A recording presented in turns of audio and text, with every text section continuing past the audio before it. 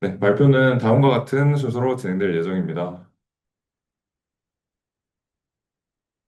네, 먼저 프로젝트 개요입니다. 저희 구림은 굿즈 플러스 크림의 합성어로 굿즈 특화 중고거래 플랫폼입니다.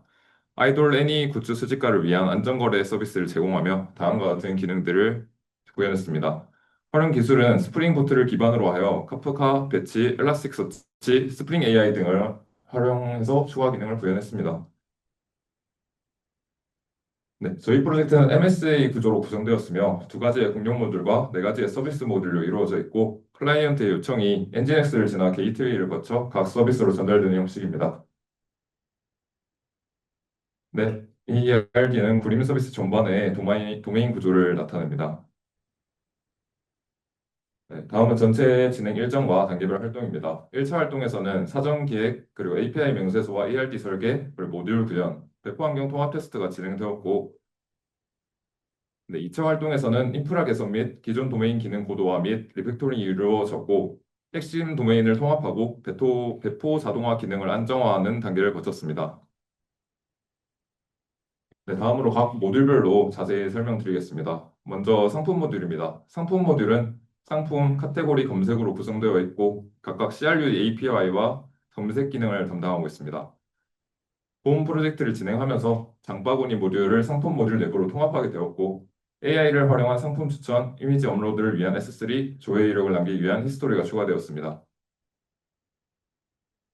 네, 상품 모듈 개발 중 첫 번째 고민사항은 카테고리 명에 대한 키워드 유사도 점수 여부 고민이었습니다. 기존에는 특정 키워드 검색 시 동일 카테고리 상품이 과도하게 노출되는 문제를 방지하기 위해 카테고리명을 유사도 점수 계산에서 제외했습니다. 그러나 이로 인해 동일 브랜드 내에서도 상품 유형이 다른 결과가 우선 노출되는 정확도 불일치 문제가 발생했으며 텍스트 설명에 키워드가 많이 포함된 상품이 의도와 다르게 상위에 노출되는 오류가 발생했습니다. 이에 카테고리명을 유사도 점수 계산에 다시 포함하고 디스크립션 대비 높은 가중치를 부여했으며 향후 BM25 외에 검색 알고리즘 도입 또는 가중치 튜닝을 통해 정확도 추가 계산할 예정입니다. 네, 다음은 인덱스 동기화 전략 개선 과정입니다. 초기에는 상품 CUD API에서 엘라스틱 서치를 직접 동기화하는 구조로 구현은 단순했으나 엘라스틱 서치 장애나 지연이 상품 API 성능과 안정성에 직접적인 영향을 주는 문제가 있었습니다. 이를 개선하기 위해 스프링 이벤트 기반 비동기 동기화로 전환하여 상품 API와 엘라스틱 서치를 분리하고 제조도 처리로 안정성을 일부 확보했습니다. 다만 이벤트 유실 및 실패 관리에 한계가 있어 벡터DB 동기화는 카프카를 활용한 제시도와 실패 시 DLQ를 전송 및 저장하는 방식을 적용하고 있고 엘라스틱서치 동기화에도 적용할 계획입니다. 다음 벡터DB와 LLM 선택 기준입니다. 벡터DB는 오픈소스 여부와 DB 엔진의 벡터DB 랭킹, 그리고 벡터 전용 DB 여부, 러닝 커브 정도를 고려하여 큐드란트를 선택했습니다. LLM 모델은 프론티어 모델 중에서 인풋 아웃풋 비용과 프로젝트 내 사용 LLM 수준을 고려하여 GPT-5 미니 모델을 선택했습니다.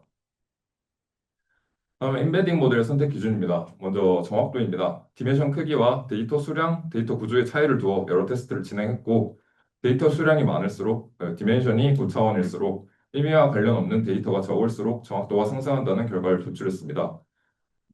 다음 비용입니다. 벤치마킹한 크림은 정보가 많지 않아 당근마켓의 규모를 참고하였고 굿즈 특파인 점과 직거래가 불가하다는 점을 고려하여 당근마켓의 약 13분의 1인 DAU 5만 명으로 테스트를 진행했습니다.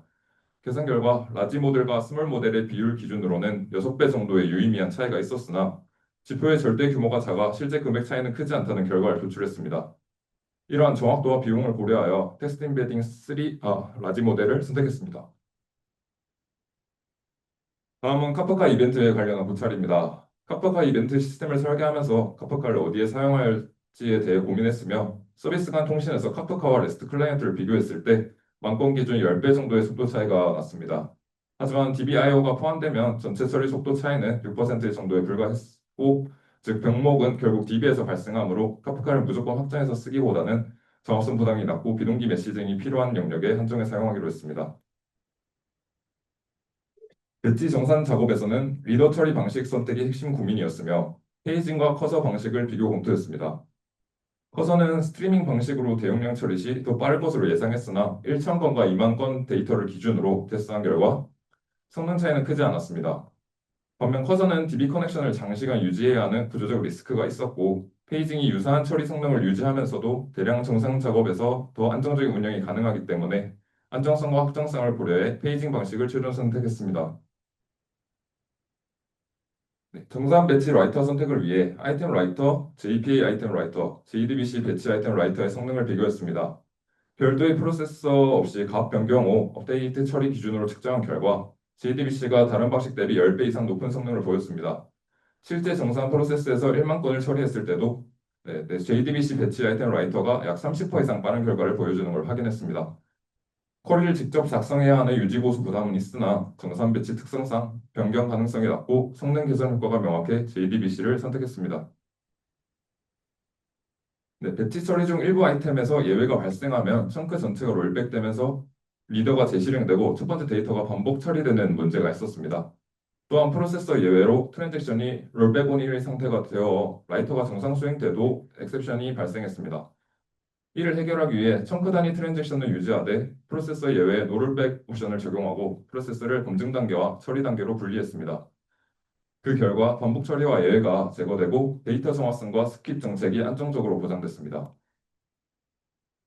다음은 예치금 거래 흐름에 대한 플로우 차트입니다. 디포짓 거래는 페이먼트로부터 호출되어 시작되며 초기 단계의 외부 트랜잭션을 설정하고 조회 시 비간접 락을 적용해 동시성 문제를 방지합니다.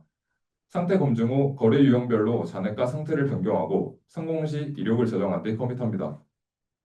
실패 시에는 롤백하되 실패 이력을 리카이어스 뉴로 별도 저장해 유실을 방지합니다. 또한 리퍼런스 코드를 활용해 중복 요청을 감지함으로써 제시도 상황에서도 역등성을 보장했습니다.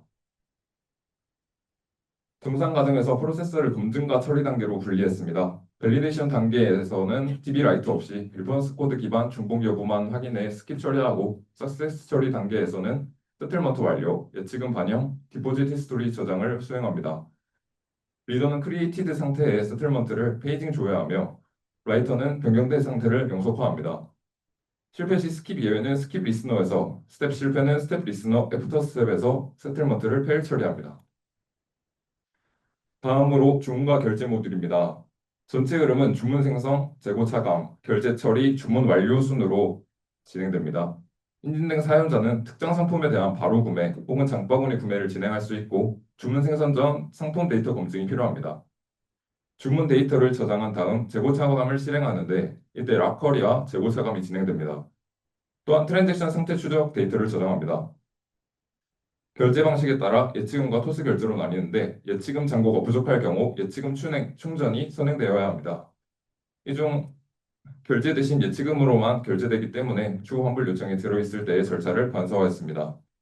주문 완료까지 진행이 되면 이벤트 발행을 위해 주문 아웃박스 데이터를 저장하며 주문 결과를 반환합니다.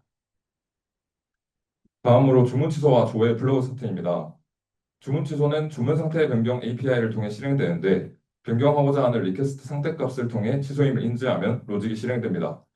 취소 처리 전 주문 내역 조회와 이전 상태값을 확인하는데 기존 주문 데이터가 있어야 취소로 변경이 가능합니다. 취소 처리가 완료되면 주문 변경 이력 데이터와 함께 환불과 롤백을 위한 아웃박스 데이터를 저장합니다. 주문 조회의 경우 검색어 유무에 따라 전체 조회와 검색어 조회가 있습니다. 주문 생성 로직에 대한 시퀀스 다이어그램입니다. 페이먼트에서 알터네이티브 표현을 통해 결제 타입에 따라 예치금 결제인지 토스 결제인지를 표현했습니다. 예치금 결제 시 주문 금액보다 예치금이 적을 경우 토스 결제를 통해 충전 로직이 선행되어야 합니다. 프론트엔드에서는 구현이 안 됐기 때문에 로컬과 배포 환경 테스트에서는 예치금 충전 페이지에서 충전 후 결제를 진행해야 합니다. 네, 이 부분은 세미 프로젝트에서 개발 과정에 고려했던 내용이므로 간단히 언급드리겠습니다. 오더와 오더 아이템 엔티티의 관계 설정을 고민했었고 반방과 양방 관계에서의 성능 차이를 비교해보고자 했습니다. 테스트 결과 성능 차이를 보기긴 했으나 사용자 경험에 큰 영향을 끼칠 정도는 아니라고 판단하고 현재의 구조를 유지하며 이후 상황에 맞는 전략을 추가하기로 했습니다. 네, 이번 최종 프로젝트에서 고민했던 사항 중 동시성 문제입니다. 프로젝트 요구 사항 중 하나인 제시한 2명의 사용자가 동시 구매를 할 때 재고량을 초과하여 구매되지 않도록 하는 것입니다. 동시 주문이 처리가 되면 재고가 음수가 되거나 하나의 주문만 차감되고 2명의 주문이 처리가 되는 경우가 발생할 수 있어 비관적 락을 적용하여 문제를 방지했습니다. 비관적 락을 적용한 첫 번째 이유로 레디스는 캐시 소실 가능성이 있어 배제했으며 객관적 락은 충돌 방지가 아닌 충돌 감지 목적으로 이해를 해서 사용자 경험에 안 좋은 영향이 될 것으로 생각하여 결론적으로 비관적 락으로 결정했습니다. 상품별 재고가 많지 않은 중고거래 특성상 비관적 락을 적용하여 충돌을 방지하고 결제 실패 등의 보상 로직 구현에 집중했습니다. 네, 로컬에서 진행한 테스트의 결과입니다. 먼저 테스트 코드는 프로덕트 모듈에서 작성했고 테스트 환경으로는 실제 락커리 적용을 확인하기 위해 텍스트용 MySQL 컨테이너를 사용했습니다. 1몰 로그에서 두 명의 사용자가 재고 차감하는 것을 멀티스레드로 동시에 실행하는 것을 알 수 있습니다. 첫 번째 스레드에서 재고를 차감할 때 이번 쿼리 로그처럼 락이 적용된 것을 볼 수 있고 첫 번째 스레드 완료 후 두 번째 스레드가 재고 차감을 시도할 때 차감 요청보다 재고가 적어서 예외를 발생하는 것을 선발 로그를 통해 확인을 가능합니다. 테스트 결과로 락 적용이 MySQL 환경에 유효했고 동시 차감을 시도했을 때 재고를 초과하여 구매되는 것이 방지됐습니다. 다음 고려 사항으로는 주문부터 재고 관리의 전반적인 흐름입니다. 왼쪽 번호 표시가 오른쪽의 1, 2, 3번에 대한 설명입니다. 첫 번째로 주문 생성 시 트랜잭션 추적과 재고 차감을 진행하는데 재고 차감을 결제보다 먼저 진행하는 이유는 재고가 한정된 플랫폼에서 먼저 차감을 하여 동시 주문이 됐을 때 결제까지 진행되지 않도록 하는 게 사용자 경험에 영향을 줄 것으로 예상했습니다. 멘토링에서 결제 선행 구조를 제안받았지만 팀 논의 후 현재 설계를 유지했습니다. 결제 선행 시 재고 부족으로 인한 환불 처리와 추가 안내가 필요해 사용자 경험과 로직 측면에서 비효율적이라고 판단했기 때문입니다. 다음 토스 결제로 주문을 하게 되면 결제 UI를 통해 요청을 처리합니다. 마지막으로 카프카를 통해 이벤트 발행이 되도록 주문과 정산 아웃박스를 저장합니다. 네, 주문 과정에서 저장하는 아웃박스와 트랜잭션 추적 엔티티 도입 이유입니다.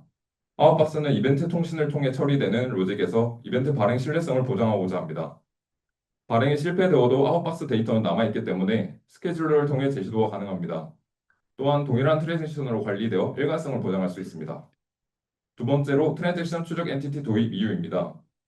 해당 엔티티는 주문 생성 단계부터 트랜잭션 상태를 추적하고 이후 예외 처리 등으로 보상 트랜잭션이 실패했을 경우 해당 데이터를 통해 제시도 가능하게 했습니다. 추적 데이터는 메인 트랜잭션과 분리해놔서 비즈니스 로직이 롤백되어도 트랜잭션 추적 데이터는 유지시켜 데이터 불일치 문제를 방지하고자 합니다. 네, 인증 유저 모듈에 관한 발표입니다. 인증 유저 모듈에서의 기능들은 다음과 같습니다. 네, 회원 인증 모듈을 개발하면서 인증 방식을 JWT 쿠키 방식을 사용하였고 그 이후로는 MSA 구조에 맞게 독립적으로 배포 확장할 수 있는 구조가 필요했고 세션 기반 인증은 서비스상 결합도를 높이고 확장성을 제한할 수 있기 때문이었습니다. 그리고 SXS 공격으로부터 토큰 탈취를 방지하기 위해 HTTP only를 시큐어 쿠키 방식을 적용했고 쿠키를 포함한 CSRF 공격을 대비하기 위해 CSRF 인증 필터 추가를 고려했습니다. 네, 리플시 토큰을 저장하는 데 있어 레디스를 사용했습니다. 그 이후로는 메모리 기반 캐시 조회로 DB 직접 조회보다 빠른 속도로 토큰을 검증할 수 있다는 점과 자체 TTL 기능을 통하여 완료 검증 로직과 불필요한 DB 연산을 줄여 메인 DB의 부하를 분리해 줄 수 있다는 점이 있었습니다. 레디스를 사용함에 있어서 불안 요소인 캐시 유실에 대해서는 캐시어 사이드 패턴으로 DB를 추가하여 장애를 복구할 수 있게 개발하였습니다.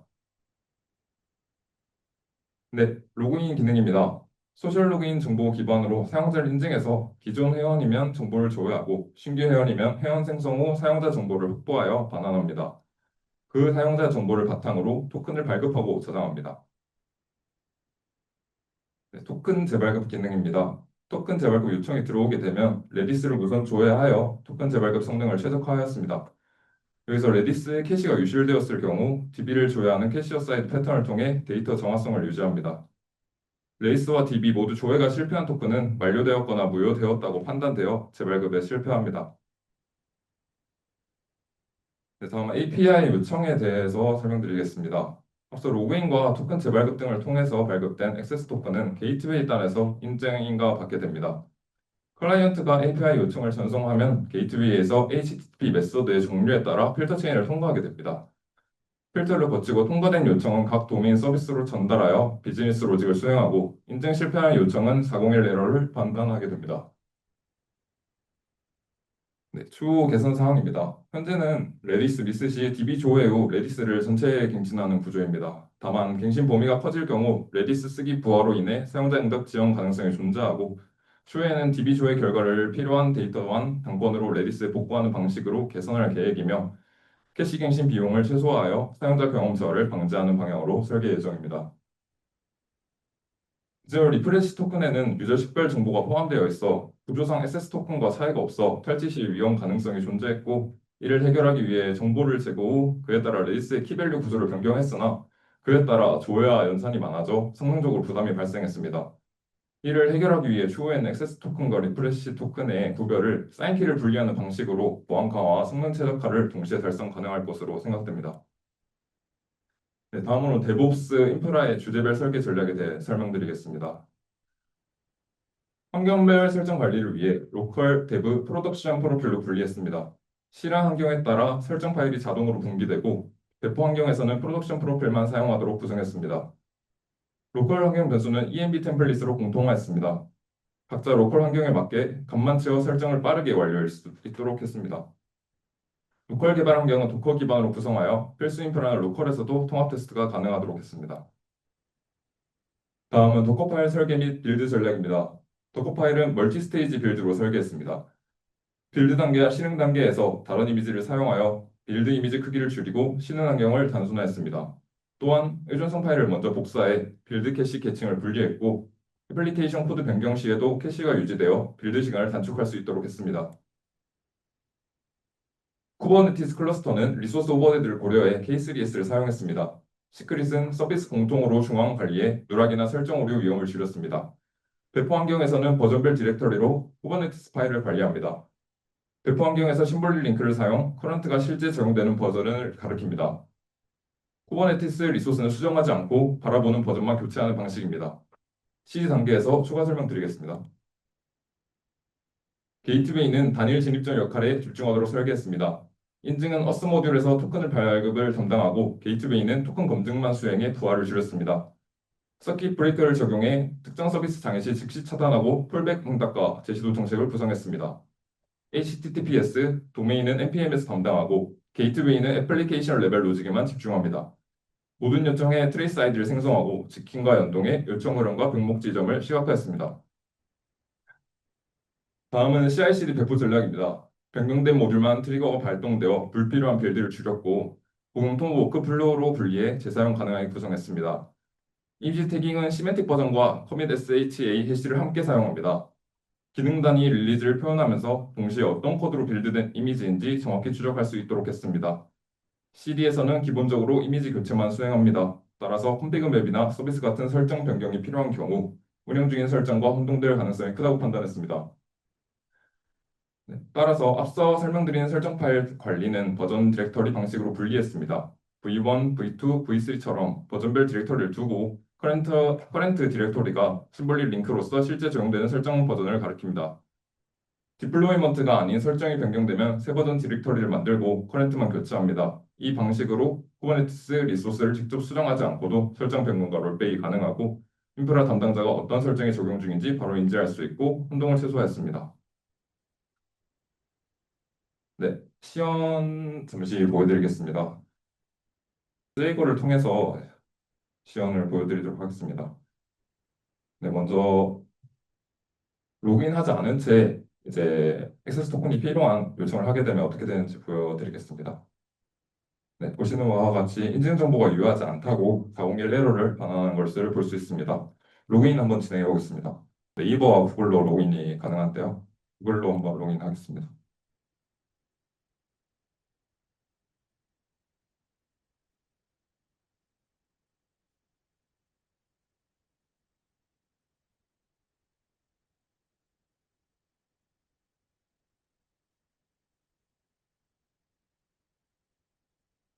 네, 로그인을 하게 되면 쿠키에 이제 액세스 토큰과 리프레시 토큰 등이 발급이 되고 해당 정보를 통해 현재 로그인한 유저의 데이터를 볼 수 있는 것을 확인할 수 있습니다. 네, 이어서 상품 검색과 주문을 한번 해보도록 하겠습니다. 네, 상품 원로 검색은 엘라스틱 서치로 구현을 했고요. 이번에 칼날에 대해서 한번 검색해 보도록 하겠습니다.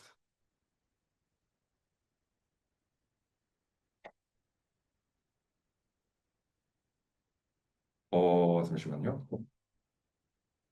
네, 제가 재색인을 했어야 되는데 시작하기 전에 재색인을 하지를 않아서 문제가 발생한 것 같고요. 다른 걸로 상품을 한번 처리해 보겠습니다.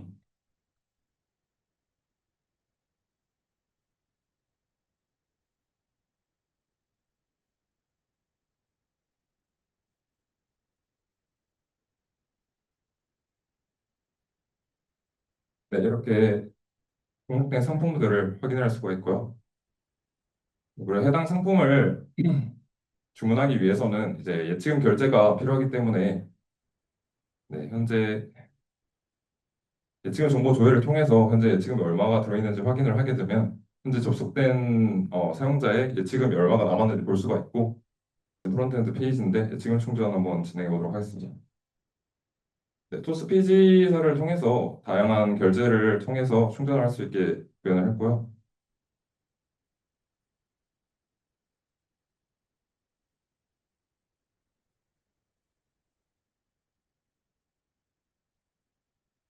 네, 이렇게 예치금 충전이 완료되는 것을 확인할 수 있습니다. 그래서 수익과 유예로 돌아와서 다시 한번 실행을 시켜보면 네, 충전된 것을 확인할 수가 있고요. 시간 문제로 네, 시연의 유예까지 진행을 하도록 하겠습니다.